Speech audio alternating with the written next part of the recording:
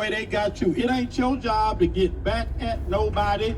It ain't your job to get nobody told. It ain't your job to cuss nobody out. Vengeance is mine, said the Lord. I will repay evil with evil. I will deal with what's not right. It ain't your job to get back.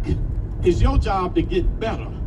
It's your job to get blessed. It's your job to allow God to do what God needs to do in our lives. And some of us are missing our blessing because we busy trying to get back at folk. The Bible said, let God arise. Let him stand up. And said, let his enemies be scattered. Christians, at the end of the day, what we need to learn is that it is God who fights for us. Psalm 68 is a psalm of victory. Reminds us of a couple of things. Number one, God is a God of power. Somebody say power. All power is in his hand. The Greek word is the word dunamis, which means authority. God has authority. There's some people who's strong, but they ain't got authority. God is a God of authority. God has strength and authority. He has strength and might. God has the will. God has all the resources. God has the authority over the earth realm. The earth is the Lord's and the fullness thereof, the world and they who dwell therein. God has power.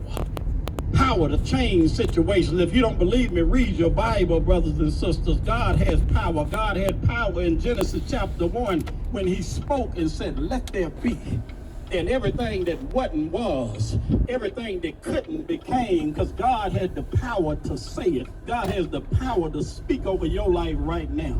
God had the power to speak to a 99-year-old man named Abraham and with a 75-year-old wife, and they hadn't had no children. You missed what I said. A 99-year-old man with a 75-year-old wife. If you talking about barren, that is about as barren as it's going to get.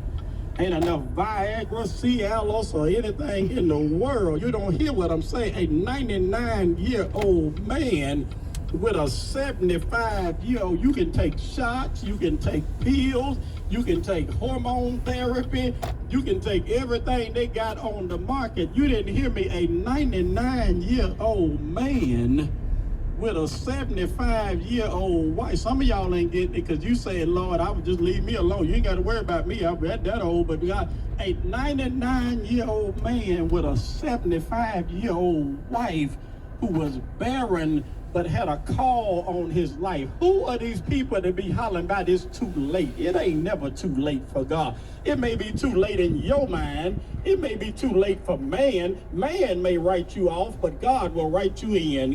It ain't too late for God to do. God can do anything but fail. God can